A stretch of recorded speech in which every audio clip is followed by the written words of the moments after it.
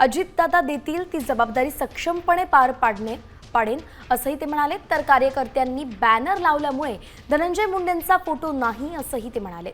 उद्या बीडमध्ये अजित पवारांच्या उपस्थितीत ते राष्ट्रवादी काँग्रेसमध्ये प्रवेश करणार आहेत। बाबरी मुंडेंचा राष्ट्रवादीत प्रवेश हा पंकजा मुंडेंना एक मोठा धक्का मानला जातोय।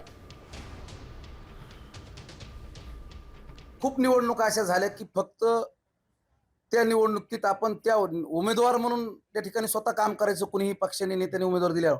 पण ज्यावेळेस कार्यकर्त्यांच्या निवडणुका यायच्या त्यावेळेस मात्र ती भूमिका नेत्यांची किंवा पक्षाची नसायची। एखाद्याने कुणी एखाद्या वेळेस बरेच बॅनर बघितले मी की त्या बॅनरवर बाकीतले म्हणजे अदर पक्षातल्या नेत्याचाही फोटो असतात। म्हणजे शेवटी ज्याचा त्याचा तो स्वतःचा अधिकार आहे।